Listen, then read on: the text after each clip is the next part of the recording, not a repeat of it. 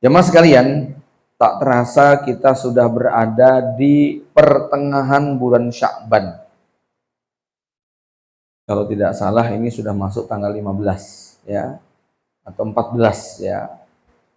Yang pasti bahwa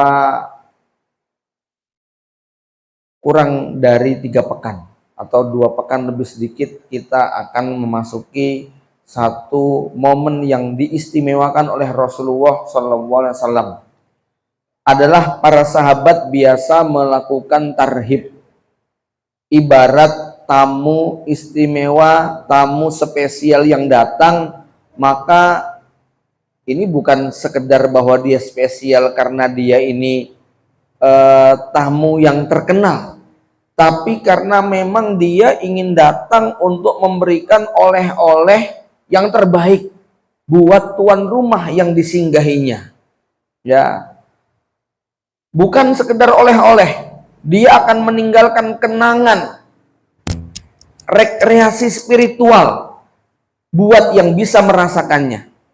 Sehingga semua berpulang kepada para tuan rumah yang akan dikunjunginya. Bagaimana sikap kita sebagai tuan rumah menyikapi atau menyambut sang tamu ini? Karena memang faktanya kaum muslimin ada yang betul-betul begitu merindukan kehadirannya, tapi ada yang menganggap semuanya biasa-biasa saja. Nah, kenapa ada yang begitu mengistimewakan sampai mereka berlinang air mata karena menunggu kedatangannya, tapi ada juga yang kemudian membiarkannya hadir dan berlalu begitu saja. Semua berpulang kepada pengetahuan, informasi, ya, apa yang kita ketahui tentang sosok tamu ini. Saya beri ilustrasi begini. Kalau misalnya tiba-tiba di pagi hari kita membuka pintu rumah kita, lalu kita menemukan selembar kertas seukuran HPS, cuman tulisannya berbahasa Arab, Pak. Ya, tulisannya berbahasa Arab, kita nggak ngerti apa bacaannya dan apa artinya. Ya. Maka orang itu akan menyikapi kertas tadi tergantung dengan basic ilmu dia. Kalau itu pembantu rumah tangga yang nemu, mungkin hanya dia amankan, disangkanya ayat Quran, takut kalau keinjek-injek dosa. Ya, kalau yang nemu anak kecil mungkin dibuat mainan, pesawat-pesawatan, dia nggak ngerti, yang penting kertas. Kalau yang nemu itu adalah seorang seniman, pecinta seni kaligrafi, jangan-jangan dianggap sebagai hiasan, mungkin dibawa ke tukang figura dan akan dijadikan pajangan. Tapi kalau yang nemu itu orang yang pernah datang ke dukun, pernah datang ke tukang ramal, mungkin disangka sebagai rajah, jimat yang kemudian disimpan untuk keselamatan. Tapi ini yang nemu adalah santri, ustadz, paham bahasa Arab. Begitu dibaca, terjemahannya kurang lebih begini: selamat, Anda beruntung. Tukarkan kupon istimewa ini di Solo Grand Mall dengan hadiah uang tunai 2,5 miliar, 1 mobil Alphard, kulkas 2 pintu, kompor gas 4 mata, dan sejumlah hadiah seabrek, begitu kan. Tukarkan besok hari Sabtu jam 8 sampai jam 10 pagi. Lewat dari itu hadiah tidak berlaku. Bapak Ibu sekalian, saya ingin tanya, kalau Anda yang menemukan itu, dibaca dan benar terjemahannya, ada kontak person, lalu kemudian dihubungi, betul ini dengan pihak Solo Grand Mall bla bla bla bla, ada undian begini yang diberi. Oh benar Pak, Bapak dapat ya, Bapak beruntung Pak, datang ya Pak. Ya, kita hari itu, ini hari Jumat Pak ya, besok Sabtu kan, ya, nemunya pagi, Sabtu pagi, ya. Silahkan Pak, ditukar Pak, datang, jangan sampai terlambat, nanti Bapak akan merugi. Ini betul-betul spesial, ya, hadiahnya Bapak bisa lihat sendiri betapa istimewanya. Saya mau nanya sama bapak-bapak dan semua yang hadir di sini, Nek misalnya adik-adik besok jadwal sekolah kira-kira bolos nggak? Ayo. Bapak-bapak besok ada jadwal kerja bakti, kira-kira berangkat nggak? Nggak. Tenang lah. Mesti nggak berangkat kerja baktinya, pamit itu mesti izin, gitu loh ya. Ini di sini ada ikhwan yang sudah janji sama anaknya besok pagi mau jalan-jalan ke kebun binatang Gembira Loka, kira-kira ditunda nggak? Nah, Bapak udah janji loh dari 5 kali batal terus loh. Nah, besok ke Eropa gitu ya. Mungkin janji kita langsung tenang nih ya. Ini dibatalkan, kita persiapan wisata ke Eropa gitu kan. Umroh bareng ya plus Eropa misalnya. Mungkin kita kan janjikan demikian karena sudah terbayang uang tunai yang akan kita dapatkan. Singkat cerita, Ustadz ini kemudian berangkatlah. Dan dia pulang dengan membawa hadiah yang begitu banyak tadi. Rumahnya sampai nggak muat, tetangganya pada heran semuanya ya. Tetangganya ini kemudian akhirnya penasaran, 1, 2, 3, 4, 5 datang kumpul. Pak Ustadz, kok Anda tiba-tiba jadi OKB, orang kaya baru di kampung Gentan ini? Gimana sejarahnya? Kok Anda bisa jadi orang kaya, punya mobil, punya ini, punya itu dan sebagainya ya. Lalu ceritalah. Oh, jadi begini. Tadi pagi itu, ketika saya membuka pintu, saya menemukan selembar kertas HPS, tulisannya bahasa Arab, tintanya warna merah dan warna hitam. Dan ternyata itu kupon, begitu kan. Nah, cuman tetangga datangnya hari Ahad pagi, Pak. Gitu loh, ya. Tetangga datangnya hari Ahad pagi. Kemudian apa? Tetangganya ngomong, "Loh, saya juga tadi pagi nemu, kemarin juga nemu," gitu loh ya. Ukurannya PS, iya. Bahasa Arab, iya. Hitam dan putih, tulisan hitam dan merah, iya. Ya, itu sama, kupon juga, cuman sudah nggak berlaku. Ini ya, kira-kira ustadz yang kayak gini tadi ini bisa diomelin orang sekampung nggak? Hah? Ustadz curang, pengen kaya sendiri, nggak mau cerita-cerita. Dapat rezeki dimplok dewe, mbok yo ngomong-ngomong kami juga dapat, kenapa nggak cerita? Mudah-mudahan besok di hari kiamat antum tidak menuntut ustadz itu, gitu loh ya, nggak menuntut ustadz ini, gitu ya. Saya sudah cerita ini, begitu kan? Saya sudah kabarkan nanti tentang seperti apa Ramadan, sehingga kalau ada yang tetap menyia-nyiakan, ada yang kemudian membiarkan, milih untuk pekerjaan-pekerjaan duniawi, tidak menspesialkan, lalu dia rugi karena Ramadan itu kemudian berlalu begitu saja tanpa dia mendapatkan apa-apa. Fala yalumunna ila nafsah, janganlah ia mencela kecuali dirinya sendiri. Ya, maka Bapak Ibu yang dirahmati Allah Subhanahu wa taala, kita butuh bekal. Ya, kalau Anda nggak mampu membaca pesan-pesan Allah Subhanahu wa taala, tawaran-tawaran promo yang diberikan pada kita, ya, maka kita bisa terlewat kesempatan itu. Kalau tadi ilustrasinya kupon berbahasa Arab, begitu ya, karena mungkin kita nggak bisa membaca apalagi menerjemahkan, akhirnya hilang peluang gitu. Ya, jemaah yang dirahmati Allah Subhanahu Wa Taala, ya, sampai bukan hanya orang-orang yang hidup di atas bumi ini yang mereka menunggu kedatangan Ramadan, mayit-mayit yang berada di perut bumi pun sangat merindukan karena mereka punya momen istirahat dari azab dan siksa ketika datangnya bulan Ramadan. Ya, Bapak Ibu yang dirahmati Allah Subhanahu wa taala, maka kalau boleh digambarkan, Ramadan ini mirip seperti air di lautan. Ya, ada danau Laut Kaspi. Anggaplah air tawar, airnya sangat kita butuhkan. Ya, Allah jadikan Ramadan mirip seperti air laut yang debit airnya kita nggak bisa menghitung karena banyaknya. Maka setiap orang yang datang ke tepi laut ini, dia hanya akan pulang membawa air itu tergantung wadah yang dia punya. Kalau dia datang dengan membawa wadah berupa gelas loki yang hanya memuat 50 cc, lalu kemudian dia ciduk air tadi, dia akan pulang hanya dengan membawa air 1 seloki. Kalau dia bawa 1 gelas jumbo, es teh jumbo yang 350 atau 400 mili, maka dia akan pulang dengan membawa air sebanyak wadah yang dia punya. Kalau dia datang dengan membawa 1 galon, maka dia akan pulang dengan membawa air sebanyak 1 galon tadi. Tapi kalau wadah dia adalah 1 tangki besar, drum besar, dia datang dengan membawa mobil tangki seperti kendaraan yang membawa minyak BBM 8.000 liter, 16.000 liter, 32.000 liter, maka dia akan pulang dengan membawa tergantung wadah yang dia miliki. Allah tidak pernah dolim.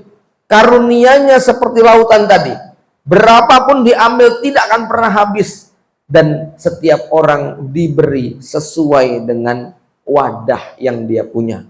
Bahkan ada yang tidak membawa apa-apa karena memang dia tidak punya wadah. Dia tidak memiliki alat untuk membawa kebaikan, keberkahan daripada Ramadan tadi. Tamu itu hanya mirip seperti sekelebat angin yang lewat, dia nggak bisa merasakan apa-apa. Maka jamaah yang dirahmati Allah Subhanahu wa taala, perlu modal, perlu persiapan, perlu bekal. Kalau kita tidak memilikinya, ya perlu diingat bahwa nasib kita, kualitas kita, nilai kita di hadapan Allah juga di hadapan manusia tidak ditentukan karena momentum dan peristiwanya, tapi nasib kita dan nilai kita ditentukan dengan seberapa modal bekal yang kita punya. Ya. Kira-kira yang bawa duit 10.000 sama duit 10 miliar masuk ke mall itu nasibnya sama atau beda, Pak? Yang bawa 10.000 pulang masih lapar. Yang bawa 10 miliar bukan cuma terima kenyang, dia bisa borong itu, kalau perlu pedagangnya juga dibeli. Ya. Orang yang bawa 10.000 dikasih diskon 99%, tetap nggak kebeli. Alphard 1 miliar masih 10 juta kan? Duitnya 10.000 gitu loh. Nggak bakal kebeli. Tapi yang bawa 10 miliar tanpa diskon pun bisa borong itu sebanyak yang dia mampu. Gitu ya. Maka nasib kita bukan ditentukan apakah kita berada di Ramadan atau tidak. Ya. Mereka yang dilewati Ramadan kalau nggak membawa bekal, maka dia hanya akan menjadi kenangan. Sedangkan mereka yang punya bekal, maka Ramadan akan menjadi tabungan bagi dia. Karenanya jamaah yang dirahmati Allah Subhanahu wa taala, disinilah kita perlu betul-betul menyiapkan diri. Ya, karena memang kalau tidak ya tadi, ya seperti kita berada di pusat belanja tadi. Kalau boleh saya gambarkan juga, ibarat pusat belanja, ya Pak ya. Ya. Ini betul-betul bukan cuman harga hancur, bukan cuman diskon barbar, bukan cuman banting harga. Ini benar-benar enggak, kata orang apa, di luar nurul begitu ya. Ya, enggak nalar ini. Ya. Saya mau tanya bapak-bapak, mas-mas, adik-adik. Kalau misalnya HP Anda Samsung yang edisi terbaru, terus masuk ke sebuah mall HP Pro Max kok cuma di harga 10.000, kira-kira beli lagi nggak? Itu di kantong Anda ada duit 1 juta, kira-kira diborong semua nggak itu?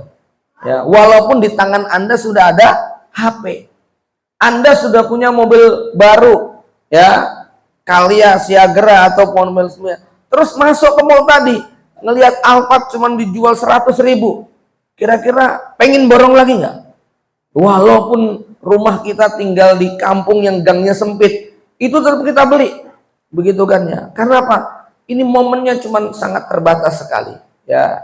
Maka ya mungkin kalau bahasa kasarnya, cuman orang gila yang nggak tertarik untuk memborong, karena memang di bulan Ramadan ini Allah obral betul-betul, ya, pahala yang begitu luar biasa, ibadah wajib dilipat gandakan menjadi 27 kali lipat. Ibadah sunnah nilainya setara dengan yang wajib. Ya, 27 bukan angka kecil, Pak. Ibarat kalau ini ada ada produk harganya 25 juta, cuman disuruh bayar 1 juta. Ya, ini kalau misalnya ada pameran Vario baru harganya 1 jutaan, pada pulang minjem duit semua nggak nih kira-kira? Ya, saya yakin Anda berani ngutang itu berani gitu loh, ya. Karena memang ini benar-benar sangat istimewa sekali. Maka kadang-kadang aneh, pertanyaan ini nggak boleh terjadi. Misalnya ada orang yang bertanya, Ustadz, gimana hukumnya, saya kan kerja di pelayaran. Nah kalau bulan Ramadan itu kan berat, boleh nggak saya bayar fidyah saja? Ya kalau bicaranya dari sisi fikih, karena Anda berat pekerjaannya, mungkin boleh-boleh saja. Ya mungkin. Tapi kalau bertanya dari hati nurani, apa tega meninggalkan momentum yang istimewa ini, lalu meninggalkan puasa, meninggalkan terawih, meninggalkan tilawatul Quran, hanya untuk cari uang?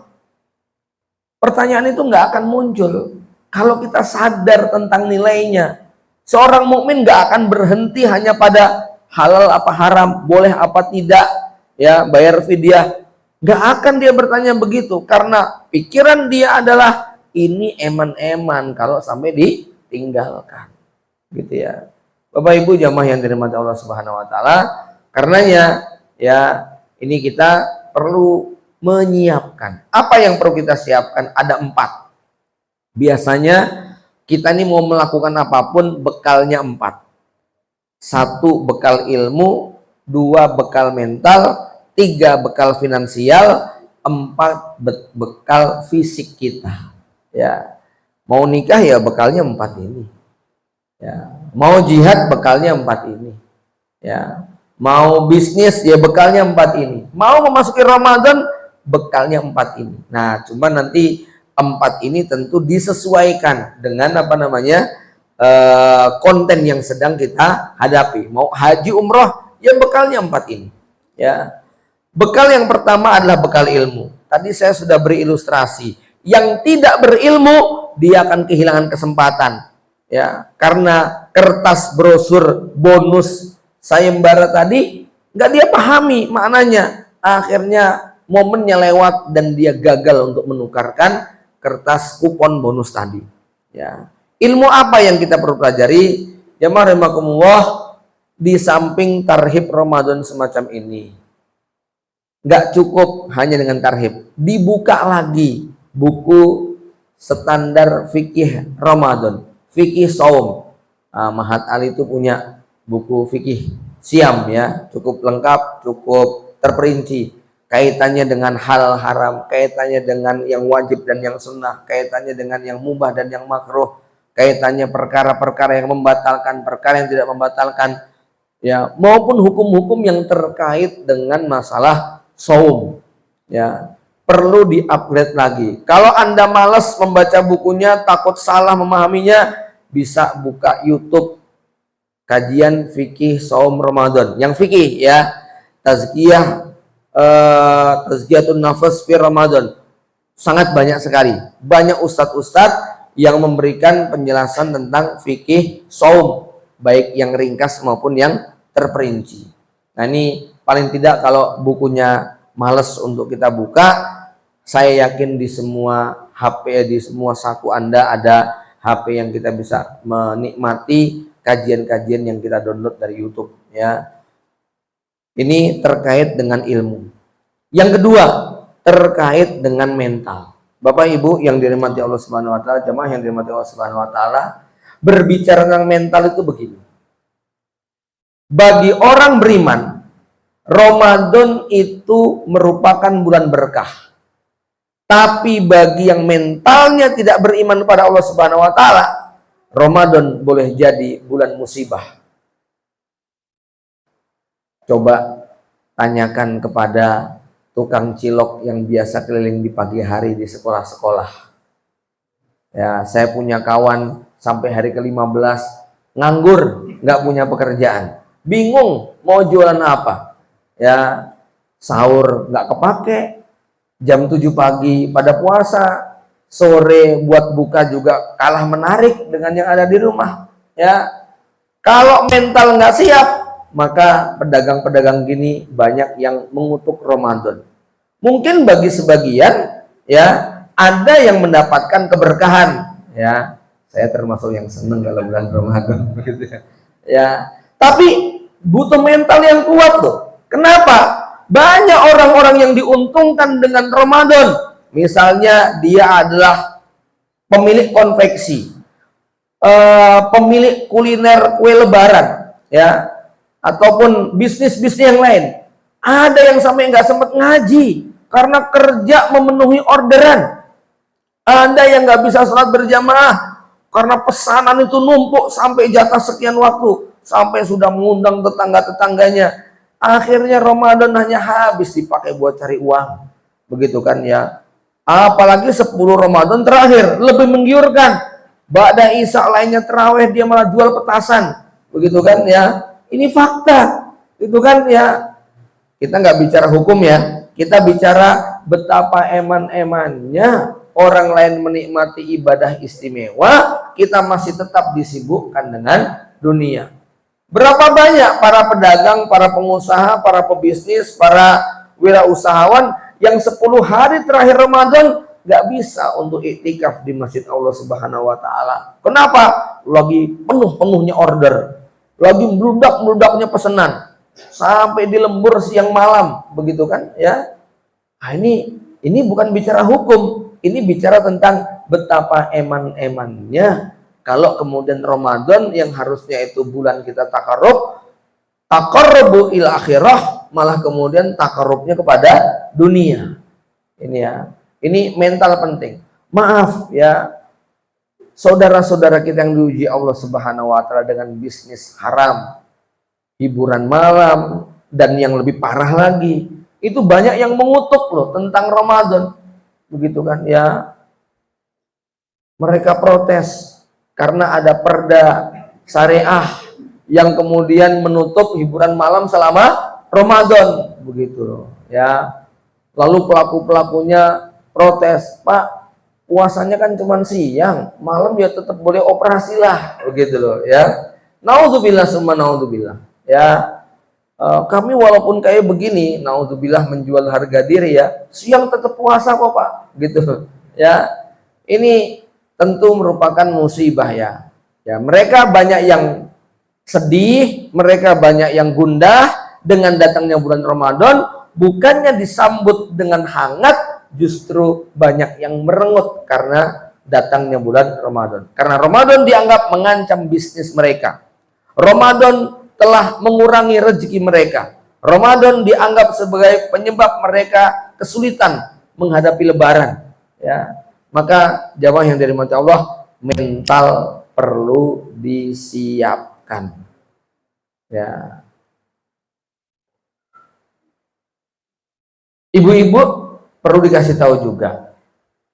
Kewajiban ngajari anak-anak kita yang umur 6 tahun, 7 tahun, 8 tahun untuk puasa menjadi satu tantangan tersendiri. Mulai dari bangunin sahur, ya, yang anak-anak itu belum siap, ikut sahur tapi jam 7 sudah minta sarapan, begitu kan ya, ditahan-tahan, adanya cuman ngereng. Bulan Ramadan yang seharusnya menjadi bulan sabar, menjadi bulan melampiaskan emosi dan kekesalan. Ya, ini perlu disiapkan mental kita sebagai orang tua. Bapak-bapak biasanya nyerah, udah makan, buka-buka, begitu ya. Ibu harus kuat menahan. Biasanya ibunya nih lebih bisa bersabar, nyelimur ke anak, gitu ya. Bapak-bapak biasanya to the point aja, males dia mungkin untuk berlama-lama dengan anaknya. Ala kulli hal ini adalah mental, ya.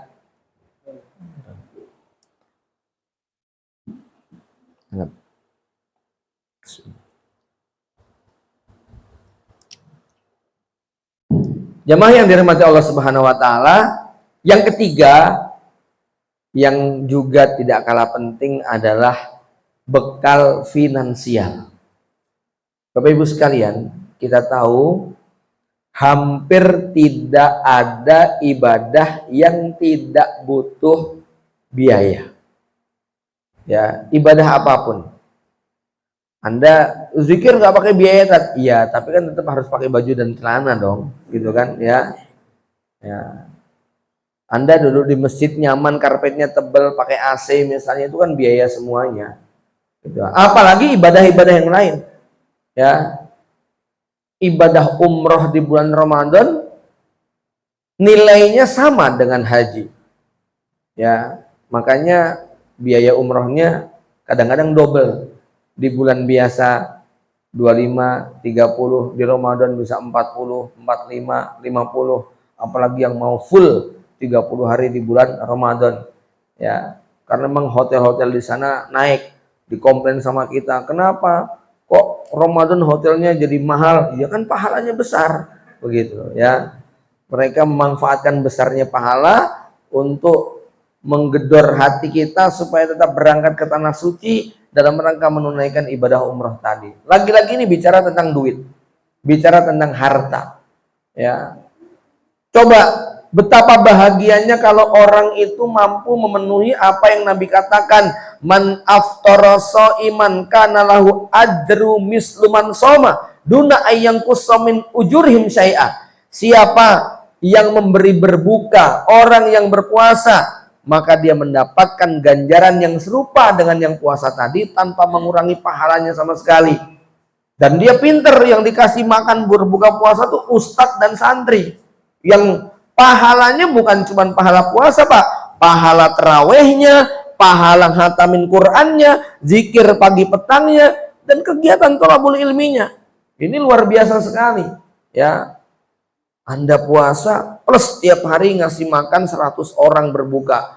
Nah, ini nilainya Masya Allah, bukan cuma sekedar kita sebagai pengusaha, tapi investor yang ulung.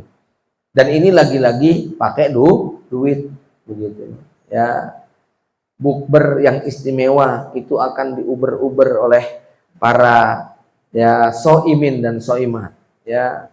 Seneng santri kalau dikasih menu tambahan, tambah lagi nanti sahurnya.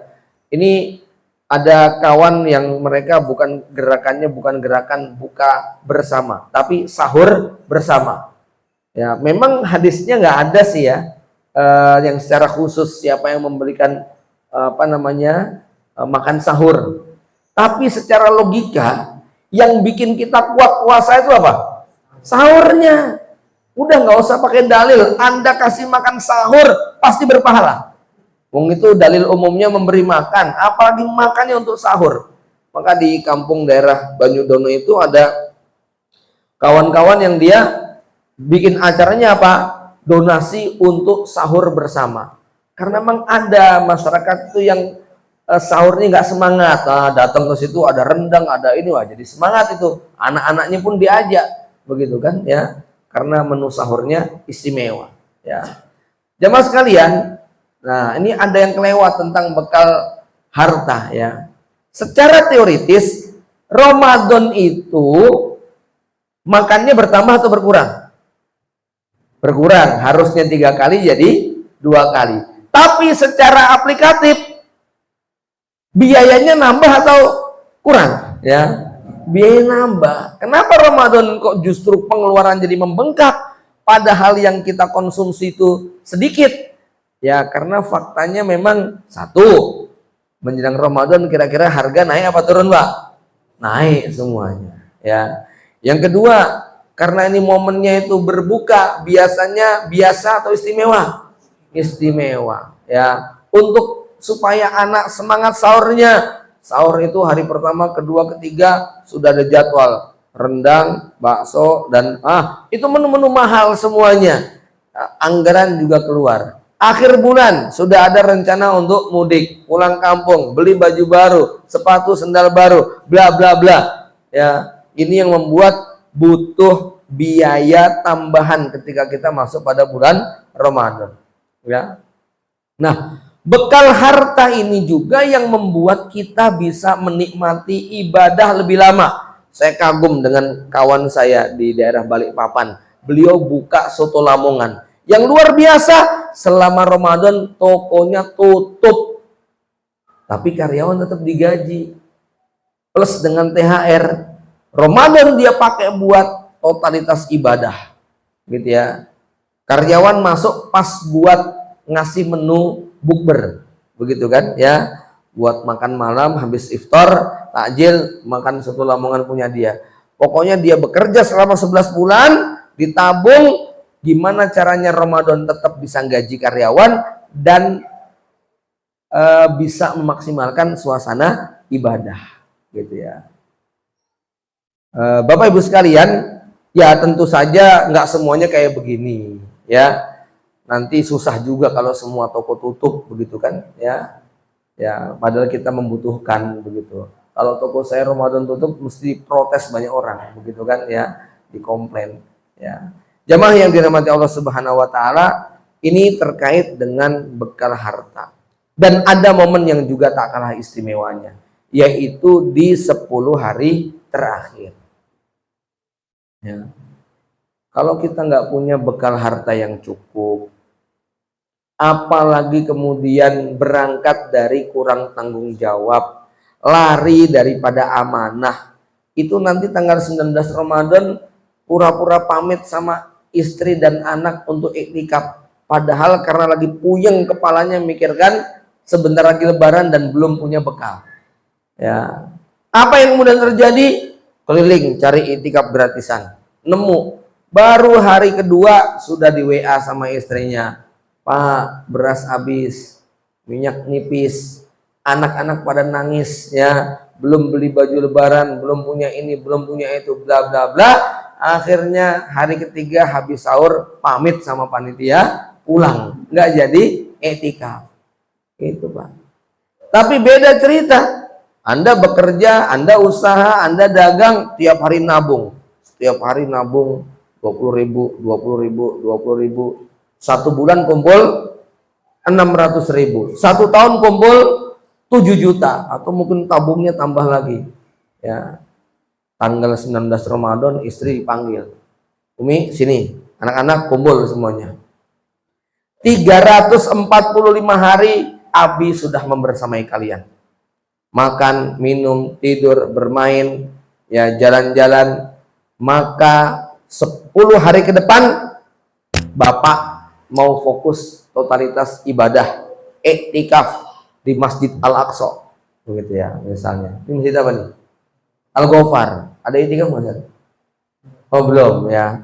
Pokoknya cari masjid yang ada iktikafnya. 10 hari, nggak pulang-pulang. Mau totalitas, ngatamin Quran 5 kali targetnya. Sehari 2 kali dua hari 1 kali hatam. Sehari 15 juz, begitu kan, ya. Target, ya, mimpian boleh aja, gitu ya. Pokoknya kayak gitu, ya.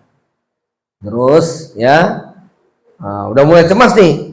Aduh, gitu tuh Pak. Iya, ya, tapi jangan khawatir. Umi, sini. Amplopnya keluarin. 7,5 juta. Begitu dibuka, kira-kira komentar istrinya apa? Udah sono berangkat. Gitu Pak, ya. Malah didorong kita untuk cepet-cepet berangkat, ya. Yuk kita belanja, gitu, ngajak anaknya, gitu, ya. Jadi kita aman iktikaf kalau yang di rumah sudah dicukupi. Kalau enggak, nanti istri, main pergi aja. Yang di rumah belum ditinggalin sudah berangkat iktikaf, ya. Ya ibadah sih ibadah, tapi kan anak tanggung jawab Pak. Nanti kita kena komplain demikian, ya. Maka harus disiapkan bekalnya. Ya mungkin ini terlambat buat iktikaf tahun depan lah, ya. Nabungnya dari sekarang, direncanakannya dari sekarang. Jadi kalau nabung dari segini tinggal 15 hari lagi Ramadan, ya kayaknya nggak cukup begitu loh, ya. Jamaah yang dirahmati Allah Subhanahu Wa Taala, ini bekal finansial, ya, sangat relevan sekali, ya. Dan Rasulullah digambarkan ajwadun nas, orang yang sangat dermawan. Wa ajwadu ma yakunu fi Ramadan. Tapi kalau udah Ramadan, dermawannya Nabi mengalahkan angin yang berhembus, ya, nyah-nyoh, begitu kan, ya. Jadi benar-benar begitu royal sekali berbagi pada bulan Ramadan, ya. Jamaah yang dirahmati Allah, yang terakhir adalah bekal fisik kita, ilmu, mental, finansial, fisik. Jamaah sekalian,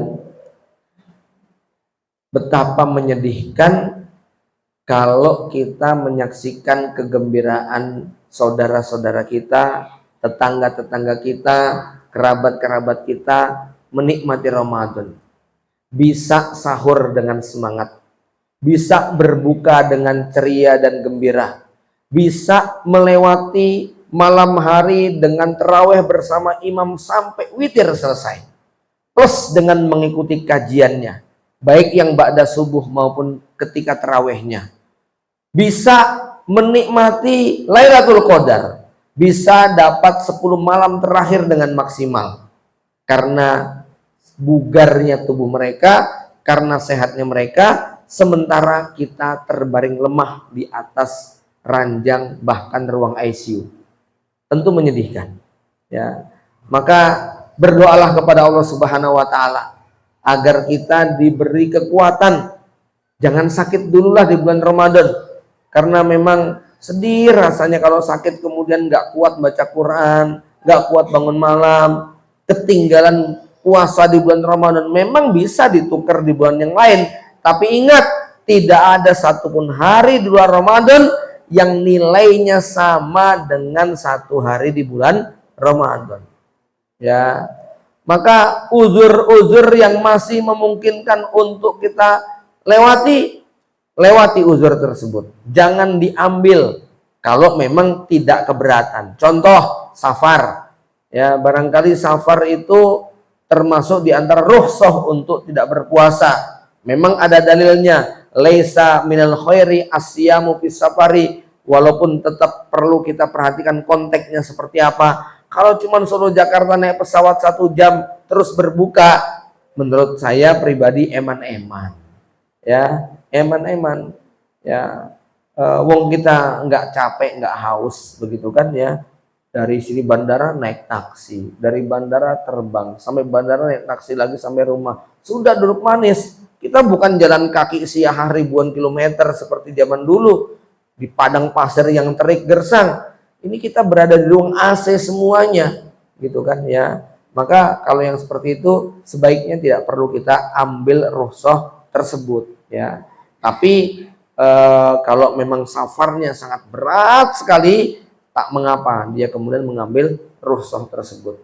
Jamaah yang dirahmati Allah, intinya bahwa kesehatan ini menjadi sesuatu yang jangan kita abaikan. Ya, kenapa? Kalau mungkin kita puasanya kuat, tapi kemudian membuat kita kurang bergairah dalam tilawah, kurang semangat dalam tarawih, ya, kurang bisa menikmati karena kita lewati itu semua dengan sakit. Walaupun kalau ternyata Ramadan itu kok ada di antara kita yang diuji Allah dengan sakit, maka terimalah dengan penuh keikhlasan, tetap disyukuri. Allah mungkin menghendaki hikmah yang lain sehingga kita tidak bisa berpuasa pada bulan Ramadan. Bapak Ibu jamaah yang dirahmati Allah Subhanahu wa taala.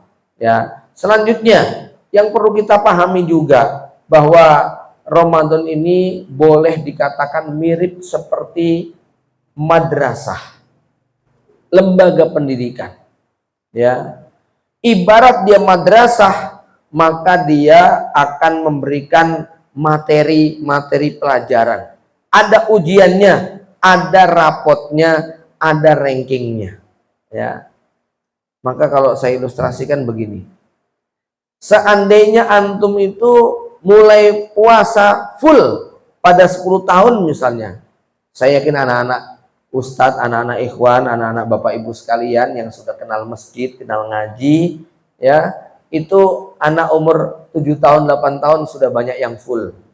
Ya, insya Allah itu anak kelas 2 SDIT, itu kelas 1 SDIT saja sudah banyak yang full, ya, apalagi yang 10 tahun tentu. Tapi anggaplah Anda mulai puasa full 10 tahun.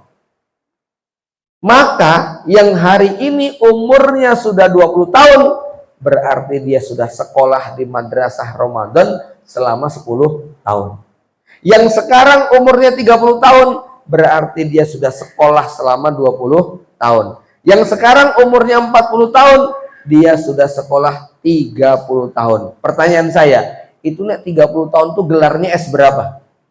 Nah, logikanya makin lama sekolah itu makin pinter apa makin bodoh?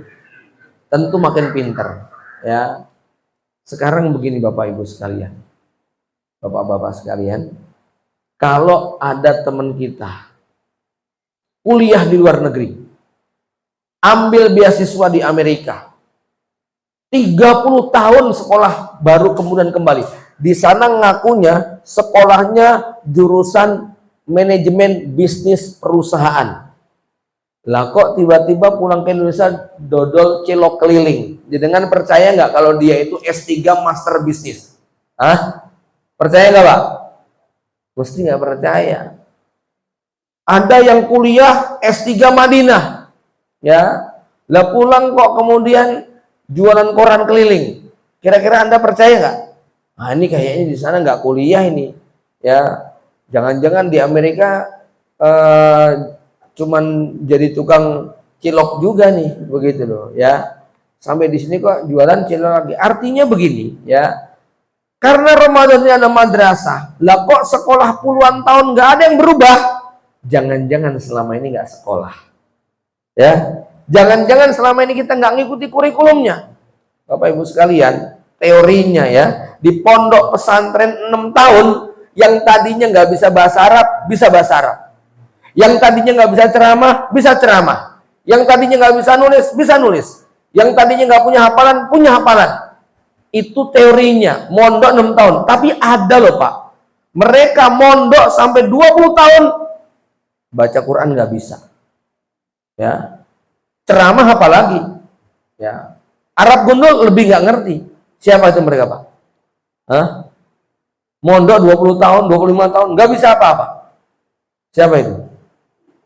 Pak tukang, kuli bangunan, ya, tiap hari ke pondok. Udah 25 tahun kerja di pondok saya. Nggak bisa apa-apa. Kenapa? Santri ngaji, dia ngaji. Gitu loh ya. Santri setoran hafalan, dia ngaduk pasir. Ya. Santri latihan khutbah bahasa Arab, dia masang batu bata. Gitu ya. Artinya apa? Walaupun tinggal di pondok, tapi tidak mengikuti kurikulum pondok. Tidak mengikuti kegiatan di pondok. Walaupun 25 tahun di pondok, nggak bisa apa-apa. Ini bukan meremehkan, merendahkan pekerjaan. Ini ilustrasi yang paling gampang untuk memahami. Walaupun mereka sudah melewati Ramadan puluhan tahun, kalau tidak mengikuti kurikulumnya, tidak menjalankan tugas-tugasnya, ya nggak bakal bisa kita merasakan nikmatnya bulan Ramadan. Kita nggak bakal bisa jadi alumni madrasah Ramadan, nggak bisa disebut sebagai lulusan Ramadan, ya, karena kita tidak mengikuti program-programnya. Ya, Ramadan kok baca Quran cuma sak juz, ini nggak logis ini, gitu kan? Ya, yang lainnya itu minimal lah ya Pak ya, minimal itu 1 kali khatam. Tapi sebenarnya kalau orang mukmin itu Ramadan nggak pantas 1 kali khatam, itu nggak pantas. 1 kali khatam itu standar di luar bulan Ramadan. Karena ketika Nabi ditanya tadi ya Rasulullah, bikam ahtimul Quran, berapa kali saya harus ngatamin Quran? Ahtimhu syahran, sekali lah minimal. Kata sahabat ini, kalau cuma sekali enteng ya Rasul, ya sudah, sebulan 2 kali. Sebulan 2 kali saya masih lebih kuat ya Rasul. Kalau gitu sebulan 3 kali. Sebulan 3 kali saya masih lebih kuat ya Rasul. Ya sudah, seminggu sekali. Seminggu saya masih lebih bisa ya Rasul. Seminggu 2 kali. Seminggu 2 kali kayaknya saya masih bisa lebih. 3 hari sekali. Nah, kemudian Rasul nyetop, jangan lebih dari 3 hari. Ya. Tapi itu di luar Ramadan. Kalau di bulan Ramadan, ya, konon riwayat yang populer Imam Syafi'i itu khatam 60 kali di bulan Ramadan. Jadi Anda kalau bisa ngatamin 60 kali plus Al-Fatihah, itu bisa ngalahkan Imam Syafi'i berarti. Ya, rekor murinya bisa dikalahkan tuh Imam Syafi'i. Ya, tapi tadi Pak 60 kali khatam plus Al-Fatihah kulhu, ya, itu Anda sudah bisa mengalahkan. Maknanya memang para ulama mereka memanfaatkan betul momen ini. Maka kalau ada yang mampu untuk bisa i'tikaf di bulan Ramadan, 20 hari pertama khatam sekali, 10 hari terakhir khatam 2 kali. Jadi minimal bisa khatam 3 kali pada bulan Ramadan. Dan itu waktu yang kita pakai nggak lama. Yang lancar baca Quran 30 menit itu sudah kelamaan.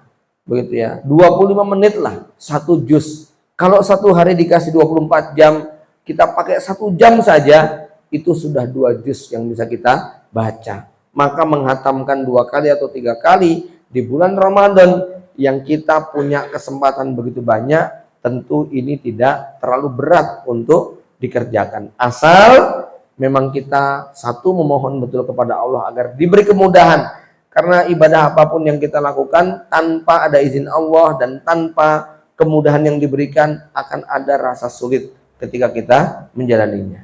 Bapak Ibu jamaah yang dirahmati Allah Subhanahu wa taala, inilah yang dapat saya sampaikan terkait dengan bagaimana kita menyiapkan momentum Ramadan sebagai momentum yang spesial, istimewa, menganggap dia tamu yang layak untuk kita hormati dan kita muliakan, kemudian memandang Ramadan ini sebagai madrasah yang akan melahirkan alumni-alumni yang memiliki kepribadian istimewa, sehingga 4 bekal tadi kalau kita miliki, mudah-mudahan kita bisa menikmati sajian Ramadan pada tahun ini. Aku qouli hadza, waktu saya kembalikan. Assalamualaikum warahmatullahi wabarakatuh.